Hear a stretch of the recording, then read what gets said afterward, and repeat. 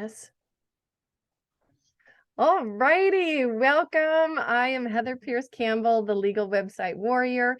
I'm an attorney and legal coach based here in Seattle, Washington, supporting online information entrepreneurs throughout the US and the world.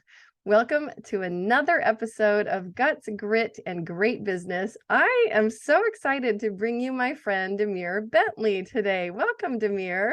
Hey, it's good to be here. So good to have you and to see you again. We were just commenting that Demir and I met right before the pandemic hit. It was at a live event. And, Yep. At least for me, I feel like I've been through like this weird time warpy phase. And so it's like, oh, wasn't that event just like yesterday?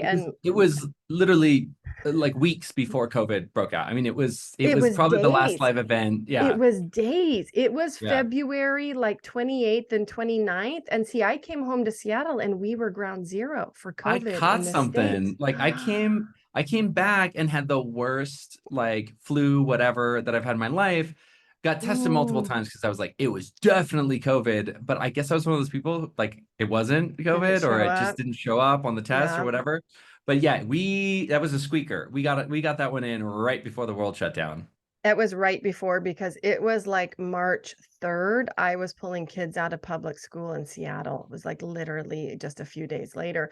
And I remember being at that event and thinking like, nobody's really talking about this. Like that one guy on stage did, right? But like nobody in real life was talking about this. And I serve, and I think you do too, small businesses and entrepreneurs exclusively. And I remember thinking, like, nobody's talking about this tidal wave that's headed our way. And like, I wrote a newsletter that week, like, here's what to do to prepare for COVID. Like, look at your business insurance, look at like, there was this long list of like how to button up and shift online. And anyways, Yeah. here we are. It's been And quite here we the are. What the seems like 10 years later, but is actually only 3 or something like that. I know, but even that, right? So my daughter was 2 when it hit. She's 5 now, right? But I feel like she's having a lot of those experiences that 2 and 3-year-olds would have had they been in preschool and blah blah blah. So Yep. we've been hit. We've just been through a whole respiratory season of like thing after thing after thing. I'm like, oh, I am ready for the sun, ready for the sunshine. It's I think brutal. I think it's right around the corner. I know. We've had a few days of sun and I'm like, woohoo, like it feels like a whole new world. Okay, so for folks that don't know Demir, I am so excited to get you an introduction to him because this is going to be a super fun, super relevant conversation for everybody. As I was saying to Demir, this is a topic that never gets old and that we all have to revisit time and time again because life changes, circumstances change, our energy levels change, business changes, right? So for those of you that don't know Demir Bentley is a productivity expert and co-founder of Lifehack Method and Wall Street Journal best-selling author of Winning the Week: How to Plan a Successful Week Every Week. He helps his clients kick butt at work to live their best life when they go home. Ugh. See, I could stop there, but I'm not going to because you need to hear the rest of this. Demir teaches hard-hitting efficiency techniques and proven accountability strategies that have helped clients generate millions in revenue while saving thousands of hours. Ding, ding, ding. Let's put a pin in that one. In the past 8 years, he's helped more than 50,000 professionals, including executives from Facebook, Google, Uber, and PepsiCo, helping them prevent burnout and create more freedom in their lives. Demir's advice has been highlighted in Forbes, Bloomberg, Entrepreneur, and more. And his background is really interesting. Prior to co-founding Lifehack Method, he worked on Wall Street where he figured out how, see, this just doesn't feel like a true story, but I'm going to make you talk more about this, Demir. I'm an open How book. Yeah. he whittled down his 80-hour work week down to 2 hours a week. Demir's passionate about living his own life in a way that embodies his principles. He now lives a nomadic lifestyle with his partner and co-founder, Carrie, and their 2-year-old daughter. And you've got to update your bio. 3-year-old daughter and brand new one. Three-year-old and a brand new little peanut. They are currently living in, and how do you say it, Medellin? Medellin. Oh, Medellin. I totally got the double L wrong. Medellin, Colombia. Medellin. I know. Hit it So hard. good. Yeah. Welcome, Demir. I'm so happy to have you. Oh my goodness. I'm so happy to be here. Yeah, so What? where should we start? Where should we dig in? I mean, this is one of the things, you know how doctors have an occupational hazard that they'll go to a party and somebody will like pull up their shirt and be like, "Look at this, Yeah. rash that I have." And the doctor's like, Where do we "Yeah, start? like I get this so much when I'm like out at a party or whatever. People will be like, they'll just be Yeah. like, let me just start telling you about my productivity problems." And you're like, So I'm ready shut for up. this. No, actually, Totally. I love it. I really Do love it. I found you? the right work because I could talk about this like to the cows come home. Well, and I'm sure there's so many angles and there's so many ways that these productivity problems show up in our lives, right? Yeah. Even this year, like I think for me, I can say personally, the start of every year, I feel whether I want to or not, a lot of like activation energy and a lot of like momentum at the start of the year. And for one reason or another, the last couple of years, I've had to slow that down and be like, whoo, I need to just kind of like ease into the year. And even 2023, which I have a lot of hope about, the number of times I've had conversations at the start of this year where people are like, I don't know what it is. I'm just still having kind of a hard time digging in, And Yeah. I think we have a lot still to learn about ourselves when it comes to productivity. Yeah, the thing about us is that we're not robots, right? I think, Yeah. productivity very much appeals to our logic brain.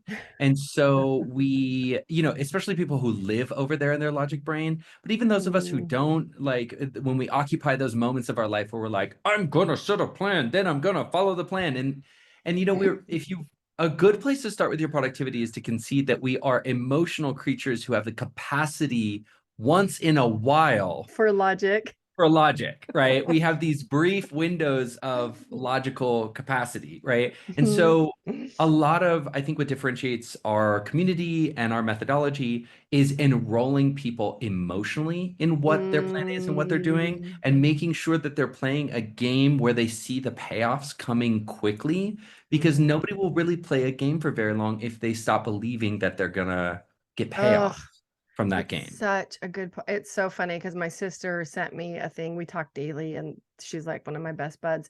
Um, she sent me a thing about, and I'm an Enneagram 1, right? For people that understand the Enneagram. And then I'm also a Capricorn.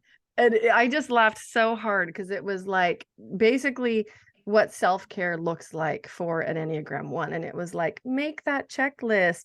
It was all this stuff about getting organized, like make sure you have that clean house. And I was just laughing because of the truth of how I feel when that stuff is handled versus when it's Mm, not handled. And I yeah. wish there's a part of me that really wishes it wasn't true, but it's a true story, right? Yes. And Yes. and do I long for more of those moments where I could just like really sit and do nothing? Yes. Like, does that feel so romantic to me to just like sit on the porch and like sit in the sun and have a cup of tea? Yes. How often do I do it? Not Yeah. that often, You know right? what's funny is I see with a lot of my clients, there's this flip moment, usually in midlife, but sometimes a little earlier, sometimes a little later, Mm, where we find sort of strategies and tactics that really serve us in our like first part of our career in our youth, right? mhm, And I call it the original power source, right? So mm, like, if you think about that as like fossil fuels, it was like, oh, that fueled the industrial revolution all the way into the information revolution, right? It's like there was a lot of human history that was like powered by like fossil fuels, this dirty polluting fuel. But then you get to a point where you're like, okay, not judging what it was, but what got us here won't mhm. get us there. We can't do it for another 100 Totally. years, right? It's not That type sustainable. A energy is not going to Yeah. serve you well. Yes. And there's always this moment I see with my clients where they just, whether they acknowledge it or not, is what the power source that had gotten them to where they're at in their life. Mhm. They can't continue to operate that way, and they need to find a different way of operating. And it's a very scary moment because you're already very used to operating in a certain way. You've got your what I call discomfort zone, meaning you might not be so comfortable in it, but at least it's what you know. But then what's Mm, starting to happen is the externalities of the way that you've worked have started to mhm. build and build and build and build and build. And the match of the style that you work plus who you are today is less appropriate, meaning a lot of people were bulldogs in their 20s and 30s, and they would just run through brick walls to get work done, and it worked really well. But of course, they had the energy of a 20 and 30-year-old, right? They Oh had my the gosh, you're stamina. you're talking to somebody in her 40s, right? So I'm in my 40s, and like so many people I'm sure that cross your path, dealing with like healing adrenal fatigue, right? Yep. And low thyroid, and like the way that this physically shows up in our body, all this pushing, right? Yeah, yeah. It's like push, push, push, like run through walls. And in your Yeah, 20s and 30s, you're like, I don't know, it just seems no like I could do it problem. forever. And then, of course, you're not committed to a serious relationship. Your parents aren't aging yet. You don't have a lot of the Mm, drama and difficulties in your life of like, like ailing parents and yeah, disease and like health setbacks and kids and all that stuff. So then as you start to get to that level, all of a sudden you're like, I don't want to work like this anymore because all of the yes. self-worth that I derived from that, I'm more confident in myself and I don't Mm, need my work to define me. I've already achieved a certain level. I feel the mm. confidence. So now that's going away. You're not doing it just because you need people to believe that you're That you're a badass. capable, You're like, I yes. know I'm a badass. I don't need to work anymore to prove that I'm a badass. So you become more secure in yourself, which ironically was a part of your power plan. That insecurity, that need to prove yourself Mm. was a part of you working all of these hours. Well, now that you feel that security and you feel like a badass, all of a sudden you're like, why am I working this hard? But now you've created a business or a reputation or you're in a job that really does still demand you to work those hours, but you've got a husband at Yeah. home and you've got kids and all of a sudden you're looking at everything about the way that you worked. Plus, all the externalities have been building up, and little by little, you come to the conclusion you're like, I can't work like this anymore. I need to do something different, and probably not just a little different. I think I need to do something a lot Dramatically. different, which is Yep. very, very scary thought when a lot of my clients are breadwinners for their house, Mhm. right? So it's a very scary thought when the majority of the money that comes to the house is coming through you, and now Right. you're gonna rock the boat and try to operate in a different way and maybe get some hours back. And there's a lot of Yes. feeling like, am I going to lose my job? Am I going to lose my clients? Like, Yep. is life going to get worse? Is it worth rocking the boat? I know I'm miserable, but maybe you should just stay here in this Maybe I miserable should place. just power through a Yeah, few more power through it. Yeah, years. Yeah. exactly. Yeah. And so, unfortunately for me, when most of my clients come to me, I always say, unfortunately, I'm the last stop on their train. Like they've tried everything. They've tried to push through. They've tried to ignore the signs. Yep. They've tried like to nibble around at the edges of the problem. Fix And then this they little finally, thing yeah, over yeah. here. Yeah. Yeah, when you're like, I'm just gonna reach a little bit further into this wood chipper, and then it grabs onto you and like pulls you in and just like grinds you out to the other side. And so many of my clients, like they have been through the meat grinder by the Yeah. time I get a chance to work with them. And the one thing I'll say that's nice about that is having tried everything, they're totally convinced that they need help, right? That's the Yeah. great thing is they're very coachable. They're like, I have tried it. I've been through the meat grinder. Like I've gotten chewed up and spit out. I've done everything I knew how to do. Okay, now I'm Hmm. willing. Like, show me something different because I sure didn't figure it out myself. Yes. Oh my gosh. It is like a doctor story, right? You like the doctor analogy works in more ways than just one. Totally. Yeah, yeah, yeah, Yeah. yeah. So, it's interesting. I wonder where we should go from here because I'd love to talk about So maybe, yeah, where I was gonna say, where do you typically start with people who are in the phase? Because I love the way you describe it, like the externalities building up, and that recognition of like, oh my gosh, it may not just be like, oh, I need to tighten the screw over here. Like maybe you got to rebuild the whole system. Maybe you need a different machine. Like maybe like I maybe might you just need to need a trade this car in and get it bicycle right. instead of, yeah, instead of this crotch rocket or whatever, right? So how do you start? Is it a mindset piece? How do you shift Yeah. people to the space of being open to the system, to the whole new system? Yes. And this is like so much of like what I love that I don't really geek out with my clients because they just want it to work. They don't care how it's Right, designed. But I right. love experiential design. And my Mhm. whole approach is that it really doesn't matter because if you pulled any thread in productivity, it would probably unwind the knot, right? Meaning Mm, yarn, does it matter where you start? Like on one level, no, it's all gonna get you to the same place eventually. So, but for me as an experiential designer, a lot of it is about creating willingness and self-belief and rebuilding that confidence and show people this is working. So in short, the number one way that I stage how I work with people is what is the smallest thing I can teach them that gets them the biggest, most disproportionate fast result, so that Love I can get that. some buy-in from them to do the next thing that will give me the buy-in to do the next thing. And so, yeah, there's some stacking of, people are like, oh, you must have designed your program in this way that's perfect and indivisible. And what do they call that in law? Like non-severable or Oh, something like yeah, that, that's right. Joint and you know, severable. joint Yeah. inseparable. It's not, it has to all be, and it's like, listen, we're not, diffusing a nuclear bomb here. It's not like if you cut the green wire before the yellow wire, the whole thing's gonna blow up. But the truth is that anything you're excited about working about and you're working on in your organizational productivity, go for that because you've got willingness, you've got excitement, and that's Right. probably going to lead to the next thing. I think for us, we built the life hack method because the problem in productivity is that there's not too few ideas out there, there's too many. And so it's almost like, imagine you went to a bike store and you think, oh, wouldn't it be nice to buy a bike? And they say, you know what? I've got everything you need, Heather. Come on out here. And they take you out back and there's this giant dumpster full of bicycle parts. And they say, there you go, Heather. Everything you need is right there. And you're like, this is not really what I meant. Like, I get it. Everything I need is there, but I don't really want to I don't have want to to build my own piece it thing. together and figure out how it all Yeah. works. Like, could I just, I don't know, like buy a bike and write it out today, Yeah. And with all the books and blogs and ideas, and often, and I say this with so much love in my heart because I love the personal development space and all of my peers in the productivity space, but often the formula for being successful was take a very, very small idea and blow it up into a book. And but it's not integrated. It's, so you get something like the 5-second rule by Mel Robbins. Incredible book. You should absolutely read it. She's a genius.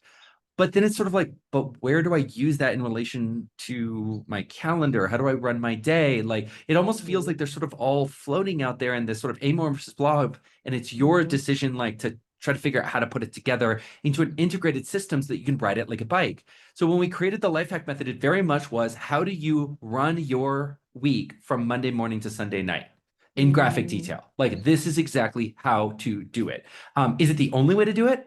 No, I'm sure you could skin this cat in like 100 different ways, but we've just created a way that is very deeply like integrated, the mindsets, the tools, the techniques, the technologies, in one way where you can sort of get on it like a bike and ride. Ride it. So Yep. when I'm getting people into that, this is a very long answer to a very I short love question, it. but No, I love it when because I'm I'm a visual person and I think it really helps for people to hear a visual version of the story.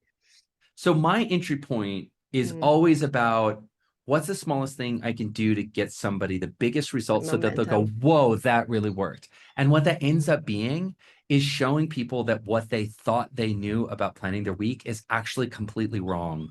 And that there's a totally different standard for planning your week. And once I get people planning their week, like, we have a 5-step process. It's super simple. A junior high kid could understand it. But once we get people following that method, they within a week, within 2 weeks, all of a sudden they're coming back and they're like, whoa, whoa, whoa, whoa, whoa, whoa, whoa. What was that feeling? That, I want more of that. That feeling right there. Can I have more of that? They're like it's like a sort of, we got a free webinar and we get like, side note for all the marketers out there, we were doing webinars and they didn't work and they didn't work and they didn't work. And one of our mentors was like, what is the best thing that you could teach somebody? Like, if you only had an hour of somebody's time and they would never coach with you again, what would you teach them? And we were like, oh, okay, well, we would teach them this. And that's our winning the week webinar. And so part of it really hits all the marks for us spiritually and intentionally. It's like, great. Even if you take the webinar and you never like work with us ever again and you never see us ever again, you have gotten reliably the best information that we can give you. That's Right. But amazing. also from a business perspective, it's a little bit of like, try it, like, like give them a little bit of something free. It's like a drug dealer. It's like, here you go. You can have the Totally. first little bit free and get them addicted to it. So And then they good. come back with that feeling of like, oh my God, I haven't felt like that in so many years. I need another taste. Give me another taste. And then we talk about the full life hack method and going through the full process of renovating your productivity. I love it. So walk us through the basics for people that are not familiar with your approach to winning the week. How does that begin? Yeah. And I love Yeah. it. First So of all, I love it anytime somebody says, basically you've been doing it all wrong. My learner self is always like, okay, tell me how you've been doing it all wrong. So when we went to write the book, one of the things that my intention behind the book, whether we succeeded or not, I'll let you be the judge. But like when we went to write the book, I wanted it to be, I said to myself, I want somebody to put this book down and look to their spouse in bed and be like, I thought I knew what planning my week was, and I had no idea. Like, like I had no idea. Not because it's way more complicated, actually, because in so many ways there is an order of operations, meaning an order Mhm. that you need to plan your week. And there's sort of bases you need to round. Imagine like a baseball analogy where it's like Mhm. you can hit a great fly ball and like right in between the defenders, and you've got this huge thing. But if you don't touch second base, you Not don't making it. you don't get around it to home, Yeah. right? So it's like you do have to touch your bases. And often what happens, because we're emotional creatures, is that we have a lot of fear and anxiety around planning. And it's not Mhm. irrational fear and anxiety. A good planning process is actually accelerating all of the you're really pulling all of the dead bodies out of the closet, all of the skeletons out of the closet, and looking at them in one moment. So it's not imagined. Like it is a tough moment. Like you have to have a lot of courage and you have It's to like really getting steel real. yourself. Totally. It's like getting real with yourself about your diet. Like, oh, maybe I should just start tracking, like, how much am I actually eating? Right. That's a painful process for a lot But of people. seeing it and Yes. seeing what you're actually eating, seeing what you're actually weighing. Yeah, absolutely. Yes.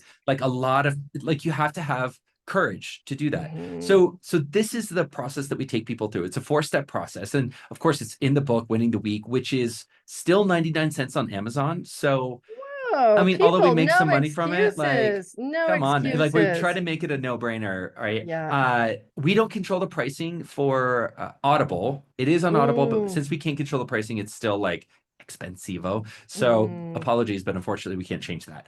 And still, But folks, it's I'll say worth it, even though it's expensive, I worth narrated it it. myself. You know, I I really love did. that. You See, know, I I love think the it turned out self-narrated. good. Yes. um, yeah. So what's interesting about that, and we go in really, we open it up and really peel the onion in the book. But really, it's simple as the first thing that we do, step 0, is remove the resistance. Because the one thing that people don't realize that they have that's really sabotaging their planning before they even get started is that when you've been avoiding your planning or having bad results from planning or just feeling a lot of anxiety and fear from planning for year after year after year, your animal brain, your reptilian self has a lot of resistance around planning and has squarely put it in the negative bucket. I Right. don't Like, like this. It's not good for me. It makes me feel bad.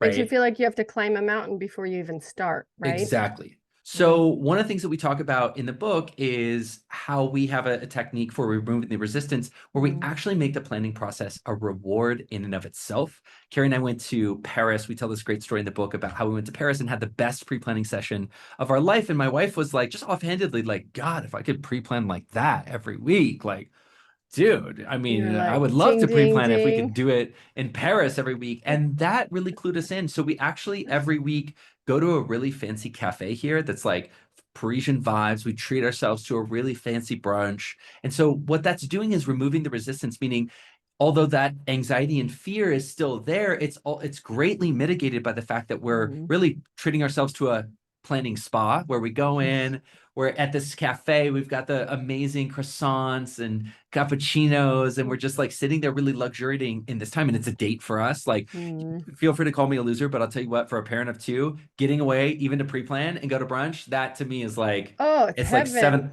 seventh layer of heaven for me. Like I get it's it. amazing, right? I get it. Mhm. So that's step 0 is remove the resistance. Step 1 is learn a lesson from the past week. This is a step that a lot of Mm. people skip, is that often they try to bury the dead bodies of last week like in the woods and just like hope nobody Just not finds it, gonna right? think about It's it. like I just don't want to look Mm. at that. That was a disaster. But really what we want to do is do a Mm. post-mortem every week and be like, what went well? Because we often we're so negative, we Mm. don't realize we did do things well last week. Let's do more of that this week.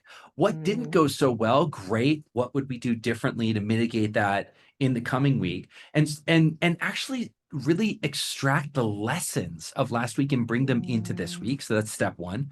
Step 2 is to choose a priority and hopefully a leveraged priority. And what I mean by leverage is you're choosing a priority that's something that you can do that even if you have just a little bit of time to do it, it will make everything easier in the future, right? So something where it's like, yes, I have to do this. Yes, it's going to cost me 2 or 3 hours, but every single week, every single day in the future, it's going to make things easier. Quick example of that. When we had our first child, I was in charge of her in the morning. I would go into the kitchen. It would take me literally like 30, 35 minutes to make a cup of coffee because I didn't notice, but we had put the coffee stations, like everything to make coffee was spread all over the kitchen. If you'd done like a time and motion study, you would have seen me have to go to every single drawer and every single place in the kitchen just to get one cup of coffee. So I gave my baby to my wife and I was like, hold this baby for a second. And I went and it took me 25 minutes to just consolidate it all into like one place, one coffee station right next to the kitchen. Now I can get a cup of coffee made in 15 minutes. So that means like every day, 7 days a week, I'm saving 15 minutes a day. Now it's interesting because it's not like this today I was like, oh, this is the 15 minutes that I saved myself from that. But I should because every day there are 15 extra minutes in my day that I would have been bogged down writing that. And so a lot of people bet it's just rearrange the coffee station. It's not worth the time. And I'm like, 15 minutes every day? Let's start stacking those. Let's start stacking those. If everything you did got 1% better, if you brought a radical intention for the next 7 days in your life, every interaction I have, everything I touch, everything I do in work, everything is going to become at least 1% better. You would be surprised how quickly that doesn't just go linear, it goes exponential because they start to feed upon each other, right? So that's step number 2 is, right, set a leverage priority. Step number 3 is check in on your time supply, right? So a lot of people say calendar versus to-do list, but what does a calendar actually represent? A calendar is a model, a really damn good model, actually, a really representative model of your time supply, right? And so if we were thinking about this as a business and what you do is selling your time and you are the output, right? I mean, what do businesses do, right? Like, what's my inventory? What's my demand, right? And if you aren't managing your inventory demand right, these are classic bungles in your business. That means that you make a whole series of mistakes by not managing your inventory right. You make a whole series of mistakes by not managing demand in the right way. And so why would it be any different with us? It's actually not only not different. The difference with the business is we only have 168 hours, whereas a successful business can create more inventory to sell. We don't. We're stuck. 168 hours.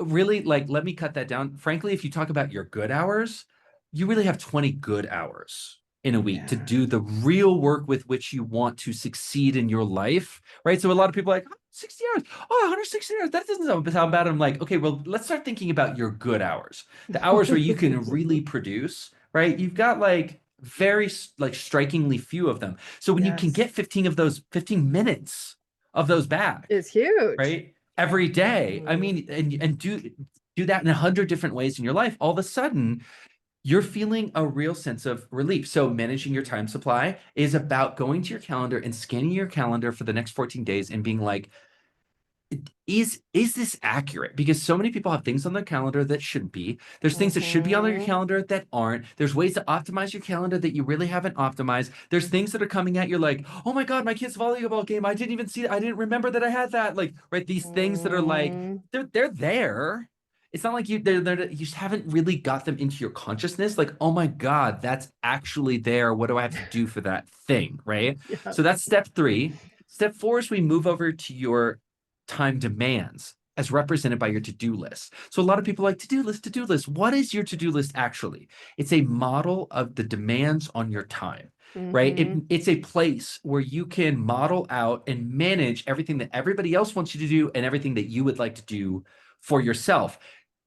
I mean, pop quiz for everybody who's listening. Does that ever actualize? No, there's always way more that people want you to do and way more that you want to do than would ever fit in your week. So then you get into ruthless triage. What you really have to do in step 4 is ruthlessly triage the demands on your time so that you know you're only considering the highest yielding bids for your time and the ones that are really going to get you the best return on your time investment. I always say to my clients, if we can accept and mourn the reality that we can't do everything and we can't be there for everybody, then the next best thing is to know at the end of the week that we allocated our time to do the most good.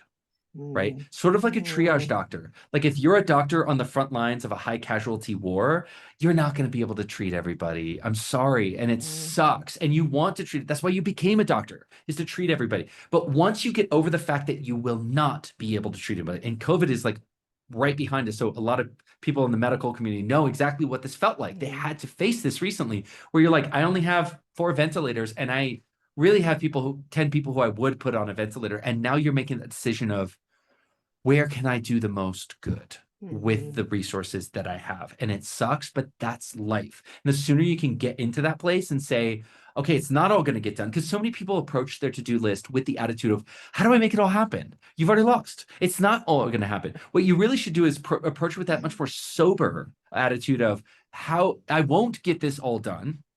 How can I allocate my limited time and resources to do the most good in that frame? And Oh, then even finally, that shift, yeah, I just sorry. want to pause on that shift though, because I feel like, especially in the entrepreneurial space, and myself included, I get consistently overly optimistic Yep. about what I think I can do. And it's like, at this point, I recognize it's a full-on personality flaw. Magical thinking. We all have it. It's magical thinking. Like, well, maybe I'll get lucky. Maybe something Oh, that normally takes me five I don't hours. even think that. I don't even think maybe I'll get lucky. I keep thinking like, oh yeah, I got this. I know. I know. I So love it. it's really Well, important, last, but I love the reframe of like just the pre-acceptance of like, okay, I won't get all of this done because I think it does a couple things. One, it gets you to reevaluate your process, but yeah, two, the self-inflicted like guilt party or whatever you want to call it yeah. about not getting it all done, right? I think so Hmm. many of us can live too long in that space. It's about expectations, right? If you go to a Mhm. movie and everybody's told you that that movie's amazing, you are already working against the fact that your expectations are sky high, right? Mm. If like everybody says the movie was bad, you might be like, it wasn't that bad. Right? Because you're being lifted by that low expectation. When you go into your week and you set even an implicit expectation of, I think I can get this all done, you have set this sky high like standard for what winning the week looks Looks like. like, But when you yes. set an expectation of like, hey, I'm not responsible for getting everything done. I'm only responsible for allocating my time in the best way to do the most good. And you can have a pretty crappy week and still look back and be like, nailed it. Like, yeah, it sucked. There were a lot of explosions. But when I look back, and here's the standard, and let me empower you with this. If you Mhm. look back and you say, if I could go back and do it again, like if I could get a second chance to do this week, not that, and not change anything necessarily that happened to me this week, just a second chance to maybe do a different strategy. If you say to yourself, yeah, I don't really see what I could have or would have done differently, Mhm. then there's no reason that you shouldn't be like, good job then. If there's nothing Yeah, you could have or would have done differently, then you allocated your precious resources in the best way to do the most good you can. And you just sort of say, well, them's the breaks, I'll move on. Right. And totally. that's a new standard of winning the Mhm. week that I think is something that anybody can win. Even I had a client who had this really intense, it wasn't COVID, but it was like an intense flu that laid them out. And they said, I thought I would get no work done this week, but I actually got 4 hours of work done this week. And I feel like, considering the week, 4 hours was like me being a hero. Like I was literally thinking I was the most heroic person in the world because I've really got smashed, right? And Mm, so it's not, it's about, how did I perform in the face of what I was challenged by? And then how mhm. did I allocate my precious resources? In that case, only 4 hours a week. But she looked back and she was like, I was very tactical and very leveraged with that 4 hours and actually made a difference, even though it was a very small amount of Mhm. work that I did. Right. And there's that feeling of like, yeah, it was a crappy week. I was laid out. I got sick. I didn't feel good. Like so much bad happened in the week, but I think that's the wrong way to frame it. Not because Yeah. every week something bad's going to happen and some are going to be worse than others. I think victory is, how did I show up? And how did Mhm. I allocate my precious resources to do the most good in the face of what I was facing? And then when you change it to that standard, you look at yourself and you're like, actually, I think I sort of kicked ass. Yeah, it's great. I mean, and I still think, and I love the reframe because I think all of us will get more not only energy but forward momentum, Mhm. recognizing it's a little bit like the gratitude practice. Everybody knows now, like scientifically, gratitude has been studied. We Yep. understand that when we focus on the good, it's better for our brains, it's better for our life, it's better for our health, right? Blah, blah, blah. So this is like a real obvious example of that. But how do you still get people to shift? Because I think that people conceptually go, oh, yeah, okay, I get this.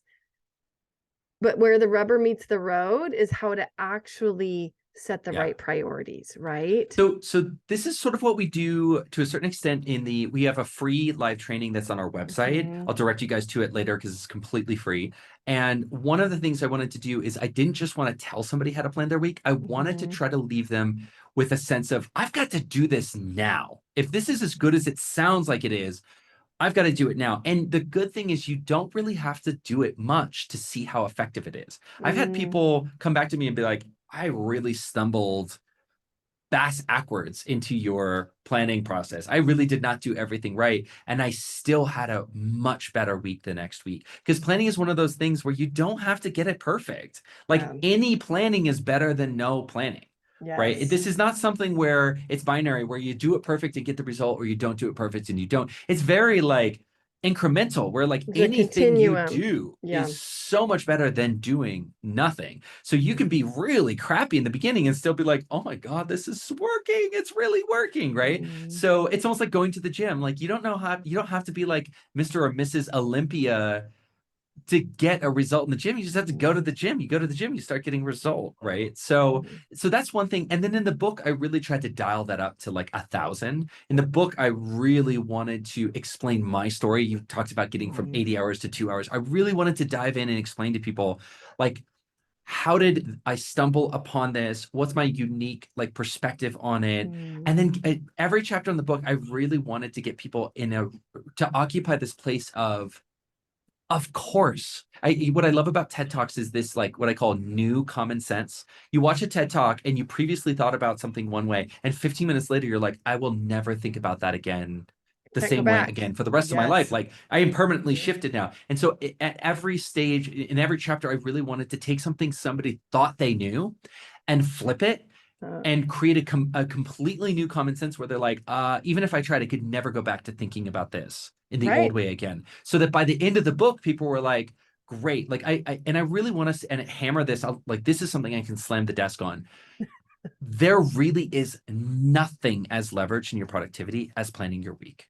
Just I Mm, believe I've worked in this for 10 years. I've played with all the technologies, all the techniques, all the mindsets. They're all great in their own way. But if you're looking for that 80-20 or that 90-10 or that 99-1, right? That leverage where you're like, this is the smallest thing you can do to generate the biggest positive force in your productivity, mhm, hands down, it's planning your week in the right way. And mm, hopefully, what we want to do is with our free resources in a 99-cent book, right. show you Which how I'm to gonna do go that. get immediately after this, FYI. I know I should already have it. Um, so out of respect for our time, you've walked us, and I'm just going to recap the 4 steps, right? Step 0, and first of all, I love that you have a step 0 because it acknowledges the relevance of that part of the process and where it fits. Remove the resistance, right? Step 1, reflecting backwards on the week before, learn a lesson from the past week. What went well? Step 2, choose a priority, hopefully a leverage priority. I love that concept of leverage. Step 3, check in on your time supply. And step Yeah, 4, check in on your time demands, right? And then yeah, on that step in particularly, I love the phrase ruthlessly triage. Yeah. triage. Yeah, it's And we won't huge. get into this, but there's a step 5 that's marry the two together, right? Mm, Calendarize your to-do list and really don't just have your open hours and right. your to-do list and keep them separate. At some point, you need to say, okay, if I'm going to do it this week, it needs a allocation of time. Let's put it on the Yes. calendar. And a lot of people balk and say, oh, Demir, that's overkill. That's too much. And I'm like, well, how's your life working right now? Like, how's your Do productivity you right now? actually want Right. this thing to get done? Yeah, like, do you Yes. want to feel powerful and be in control of your time? Mhm. Do you feel like that now? If not, maybe you'll try something that's a little bit different from a little bit outside of your comfort zone that maybe seems a little bit extreme. But once you do it, I promise you, you'll be like, oh, crap. Yeah, this I works. better go This do that. absolutely works. Yeah, Totally. No, I unfortunately see this works. it. Yeah. Unfortunately, it works. I have to actually do it now. Yeah. Yeah. So, and I know, like, I really want to hear, because we should have started with this, but I love that we're here now. Do share with us the Okay. 80-hour work week. I want to hear some of your personal story and the big why behind Yeah. productivity, and why you have now built a life around training others how to do this, because I know there's a big something there. Yeah, so first of all, you need to know about me that although I've always like known that I was like smart, I also was the kind of person who would work 80 hours a week to get 40 hours of work done. So there was a lot of I can relate to that. motion without Mhm. movement, right? Mhm. Like I was the kind of person who splashed around in the water a lot to just make a couple feet of progress. And so, but I just sort of optimized into that. And I was like, I could work harder than the next person with no regard. So efficient, And I'm like, curious where that came from. Is it because part of it, I think there are some people who are just like high energy people. They have a lot of activation energy and it can go different directions, right? I think yeah, some people but are the like, I work hard, and that's just the story that I have been told about what it takes is like you just have to do hard work, and it's not like necessarily the most thoughtful hard work, the a most little bit of that, strategic like hard I work. definitely gave myself the busy badge, right? Yeah. So the truth is that I really suffer from lack of focus. I didn't have radical clarity. I Mm, Nobody taught me in high school or college, like nobody teaches anybody how to manage my time and how to move myself towards yeah. my goals. So I also wasn't empowered by the right systems or tools. Yep. And so in the lack of that, I just took massive action. And I'll give myself credit. Hey, I Mm, mean, there's a place for massive action in life, but there's also such a thing as overkill. And I got to the yeah. point where I actually got a chronic stress related illness that I got 3 surgeries for that almost killed Mm, me. And my doctors were like, you need to stop working. You're working 80 hours, you need to work 40 hours. And I'm talking about next week.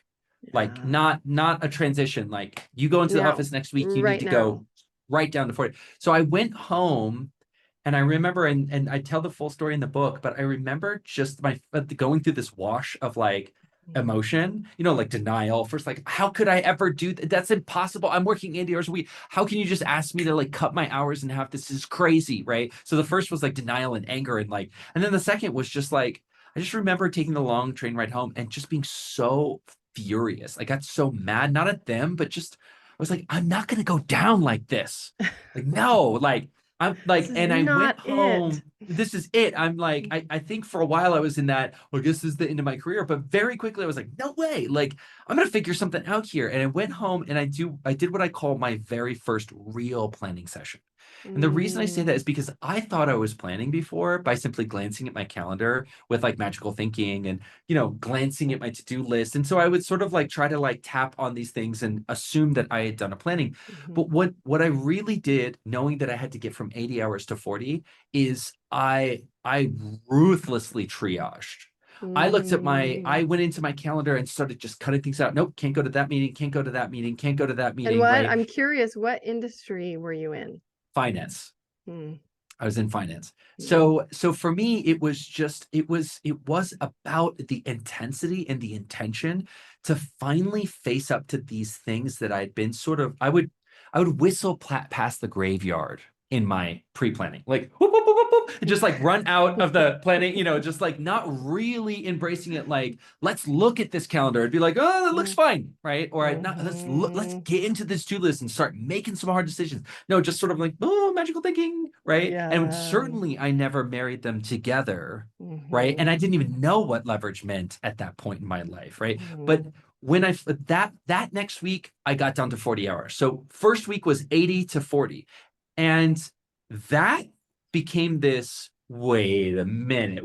mm, Because if you'd given me $1 million, I wouldn't have, but I would have told you that I can't yep. cut my hours down to half in like one week. And that started getting me on this path of like, well, then what else is possible? And into Mm, that space, almost like magically, I read The 4 Hour Work Week by Tim Ferriss, which mhm, talks about outsourcing to VAs.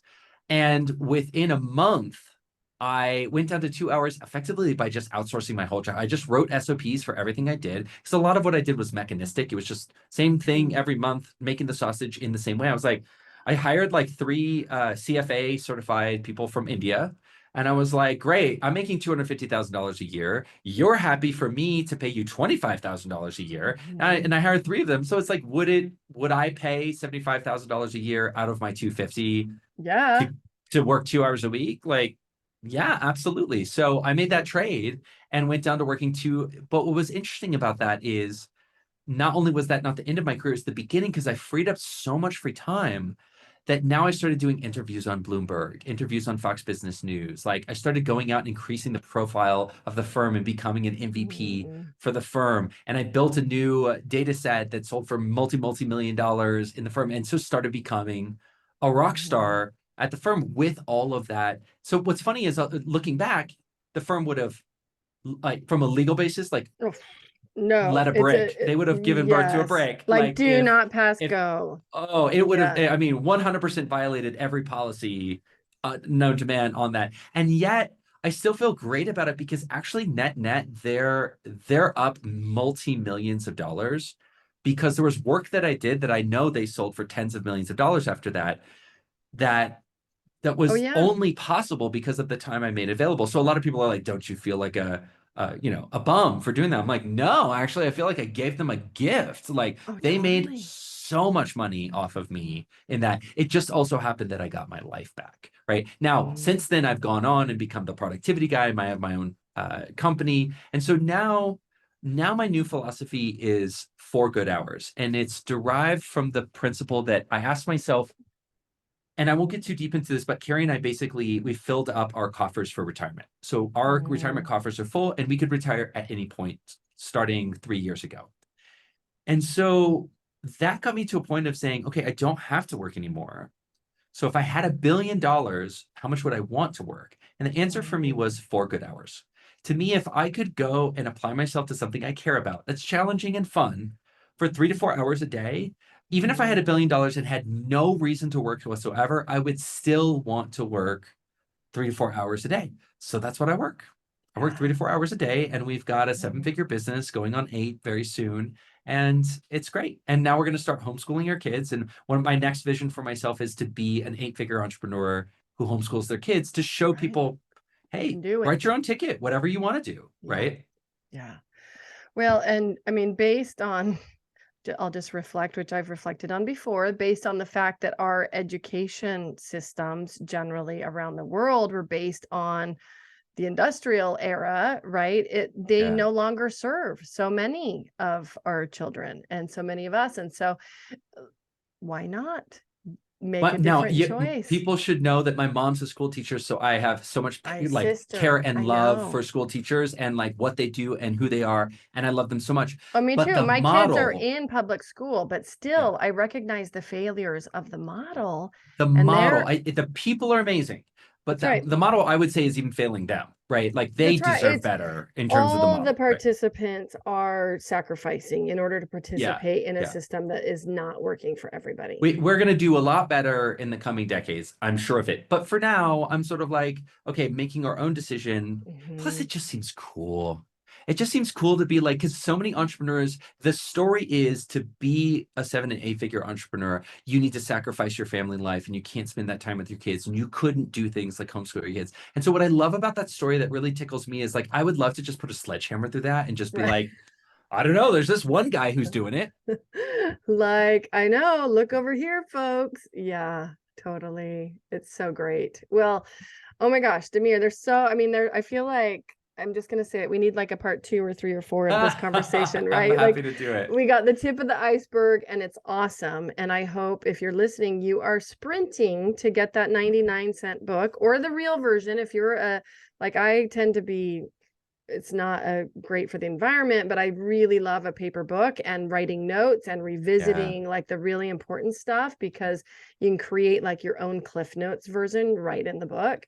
This is the kind of thing that sounds like people could benefit from that approach. But if you're listening, I want you to sprint over and get that. I will be. And I love that you recorded your own audio. That's awesome. And I'm pumped for that. Where do you like for people, for the folks that are like, oh my gosh, I need to go connect with Demir. I need to go follow him. I need to go start consuming some of this stuff and really rethinking Yeah. my approach. Where would you send them? Yes. Okay. So I'm going to stand by what I said earlier. What we do with on our website is we send you to a masterclass, and our philosophy of the Mm, masterclass is it's free, and this is what we would teach you if we only had an hour of your time, and we would never coach with you ever again. And so so go to brilliant. lifehackmethod.com. That's lifehackmethod.com, and you'll see our free masterclass, and you can sign up for a time. It is on this topic, the winning the week topic, how to plan your week successfully in 30 minutes or less. So if you're like, so much, some of the people are like, ooh, 99-cent book, and other people are like, gag me, I don't want to read a whole book. So for those people who are like, no, give me the cliff notes, go do the masterclass. Frankly, even if you get the book, do the masterclass, because it gives you a little bit more of a different format to absorb some of the information. It's Yep. all packaged into sort of like an hour-long masterclass training. So there's really no reason. I would love every single person who is listening here to go take our free masterclass and then check it out. And at the end of that masterclass, as everybody does, we do tell you about what we do and what our services are. Mm, But we also tell you who it's for and who it's not for. So we're very honest about like, hey, this is who could be thinking about this and who could be succeeding with this. And we're very upfront of like, you shouldn't take it. You shouldn't use any of our other services if you look like this, because it just might not be a good fit or it might not be the right time for you. So yeah, check it out and check out that hour-long masterclass at lifehackmethod.com. I love it. Awesome. We will have that link. Anything else that you want to share, just in case you're on social or anything, go check those out, folks. You can find them at legalwebsitewarrior.com/podcast. Find Demir's episode. And Demir, it's just such a joy to have you here. I know that anybody who goes and takes even one step in the direction that you're talking about will really be served. What final thought would you like to leave folks with today? I would just say that productivity is upstream of a lot of the things that you care about.